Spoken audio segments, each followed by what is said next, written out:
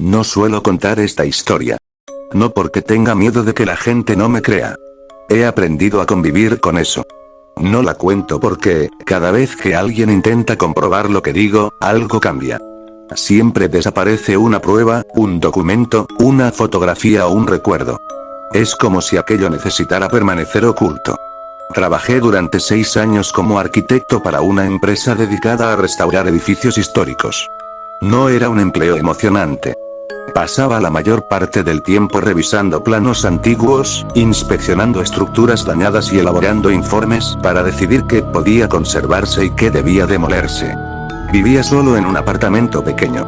Me levantaba todos los días a las 6 de la mañana, preparaba café mientras escuchaba las noticias y salía antes de que el tráfico volviera imposible atravesar la ciudad. Los viernes cenaba con mi hermana Laura y mi sobrino Diego. Era una costumbre que manteníamos desde que nuestros padres murieron. Hablábamos de cualquier cosa: trabajo, fútbol, películas. Nunca de problemas. Mi vida era aburrida. Y, sinceramente, me gustaba que fuera así. Todo cambió el lunes en que recibimos el encargo de inspeccionar el antiguo Hospital San Gabriel.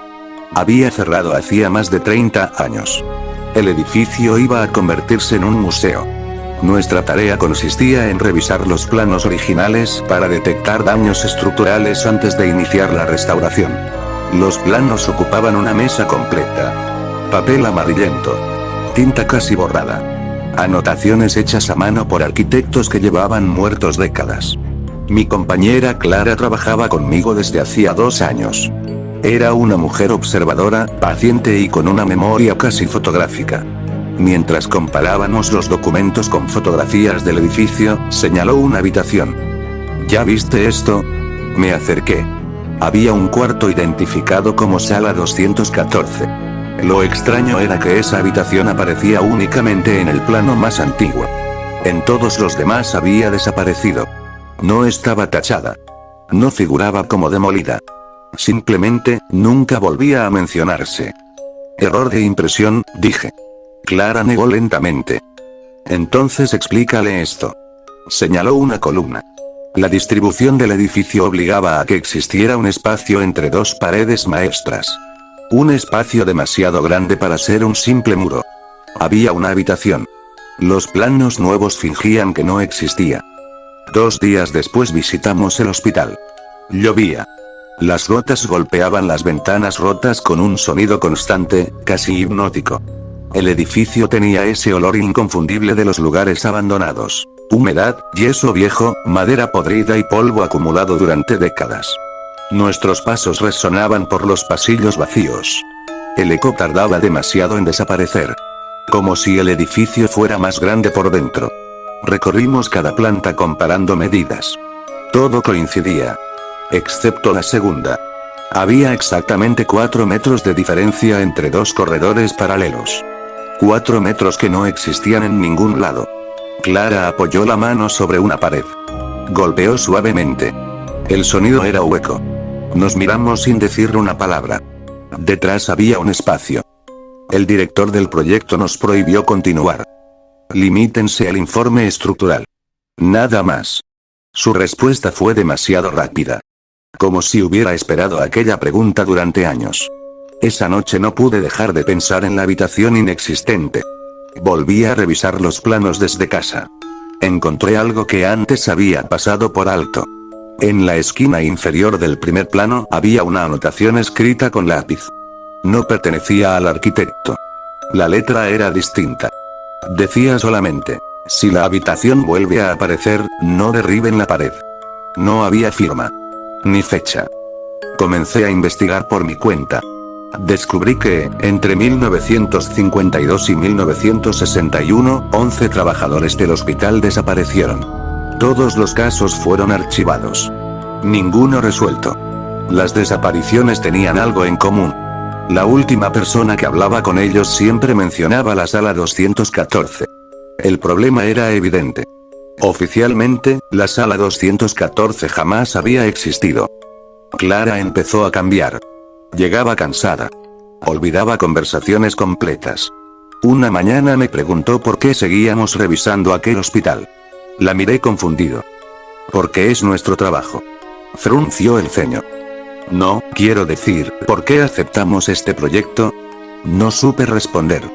Por primera vez sentí que había una grieta en mis propios recuerdos. Regresamos al edificio un sábado. Sin autorización. Solo queríamos comprobar qué había detrás de aquella pared. Con ayuda de un detector térmico encontramos un enorme espacio vacío. Era imposible. No aparecía en ningún plano moderno. Pero estaba allí. Al retirar una parte del yeso apareció una antigua puerta metálica. No tenía manija. Solo una pequeña placa oxidada. 214. Clara dio un paso atrás. No deberíamos abrir. Asentí. Y aún así empujé. La puerta cedió lentamente. No chirrió. No hizo ningún ruido. Como si hubiera sido abierta esa misma mañana. El aire era helado. No el frío normal de un edificio abandonado. Era un frío que dolía al respirar. Dentro había una habitación perfectamente limpia. Ni polvo. Ni telarañas. Un escritorio. 3 sillas. Un reloj detenido. Y una lámpara de techo encendida. Después de 30 años. La luz era amarilla. Débil. Pero seguía funcionando. Sobre el escritorio descansaba un cuaderno. La primera página decía, registro de observación. Debajo aparecían cientos de nombres. Cada uno acompañado por una fecha. Al lado de algunos había una única palabra. Entró. Otros tenían otra distinta. Olvidó. Busqué al azar. Encontré el nombre de uno de los médicos desaparecidos en 1958. Junto a él solo decía, recordó demasiado. Escuchamos un golpe. Muy suave. Del otro lado de la habitación. Había otra puerta. No estaba en los planos. No tenía cerradura. Solo una pequeña mirilla circular. Clara se acercó antes de que pudiera detenerla. Miró. Retrocedió inmediatamente. Su rostro perdió el color. ¿Qué viste? No respondió. Comenzó a llorar. Nunca la había visto llorar. Intenté acercarme. Ella me sujetó del brazo con una fuerza desesperada. No mires. ¿Qué hay ahí? Sacudió la cabeza. No sé qué es, pero nos está mirando desde antes de que entráramos. Sentí un escalofrío.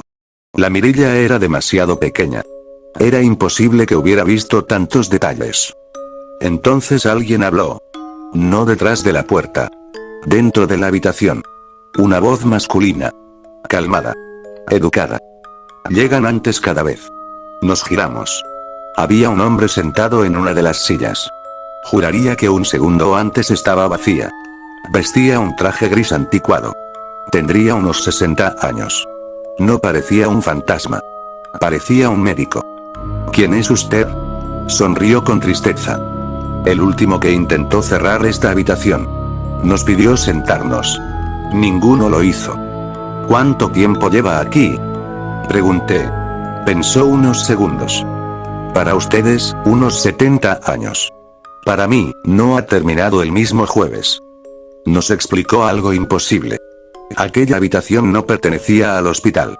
El hospital había sido construido alrededor de ella. Cada cierto tiempo aparecía en edificios distintos. Siempre con el mismo número. Siempre esperando a alguien que decidiera entrar. ¿Qué hay detrás de esa puerta? Preguntó Clara. El hombre dejó de sonreír. Un lugar donde existen todas las versiones de ustedes que tomaron decisiones diferentes. No comprendí. Él continuó. Cada persona que mira por la mirilla ve una vida que pudo haber tenido. Algunos intentan entrar. Nadie regresa siendo el mismo. Miré a Clara. Seguía temblando. Comprendí que eso era lo que había visto. Entonces llamaron a la puerta. 3 golpes. Lentos. Educados. El hombre cerró los ojos. Nunca respondan. Los golpes se repitieron. Después una voz. Era la de mi madre. Muerta hacía 15 años. Daniel, ¿puedes abrir? Solo un momento. Sentí que las piernas dejaban de responderme. Era exactamente su voz. Incluso la forma de pronunciar mi nombre. Luego escuché otra. La de mi padre. Después la de Laura. Después la de Diego. Todos hablaban al mismo tiempo. Todos pedían lo mismo. Abre. El hombre seguía inmóvil. No son ellos. Nunca fueron ellos. Son recuerdos aprendiendo a hablar. Clara dio un paso hacia la puerta. Intenté detenerla. Llegué tarde. Giró la manija. Durante una fracción de segundo vi lo que había detrás. No era un pasillo. Era un hospital infinito.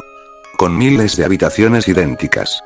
En cada puerta había una persona observando por la mirilla. Y todas tenían mi rostro. La puerta volvió a cerrarse de golpe. La habitación quedó en silencio. Clara había desaparecido. No había gritado. No había corrido. Simplemente, ya no estaba. Salí del edificio como pude. La policía registró el hospital durante 2 días. Nunca encontraron la sala 214. Solo una pared de ladrillo macizo. El informe concluyó que Clara había abandonado la obra voluntariamente. Su familia jamás volvió a verla. El proyecto fue cancelado. Meses después el edificio fue demolido. Han pasado 9 años. Nunca recuperé mi empleo. Nunca logré convencer a nadie de lo ocurrido. Con el tiempo aprendí a vivir con la culpa. Hasta hace 2 semanas. Mi sobrino Diego, que ahora trabaja como ingeniero, me llamó para hacerme una pregunta que me dejó sin aire. Tío, estoy revisando unos planos antiguos de una biblioteca que van a remodelar. Hay una habitación marcada como 214, pero el edificio solo tiene 213. ¿Eso puede pasar? No le respondí. Solo le pregunté una cosa. Diego, ¿la habitación aparece en todos los planos? Hubo un largo silencio. Después dijo. No. Solo en el primero. Y hay una nota escrita con lápiz. Dice, si la habitación vuelve a aparecer, no derriben la pared. Colgué sin despedirme. Esa misma noche conduje hasta la biblioteca. Llegué antes del amanecer. La demolición ya había comenzado. La pared donde debía estar la habitación acababa de caer. Detrás no había ladrillos. No había polvo. No había vigas. Solo una puerta metálica perfectamente limpia. Con una placa nueva. 214. Y mientras los obreros seguían trabajando como si no pudieran verla, escuché, desde el otro lado, 3 golpes suaves. Lentos. Educados. Exactamente iguales a los de aquella noche.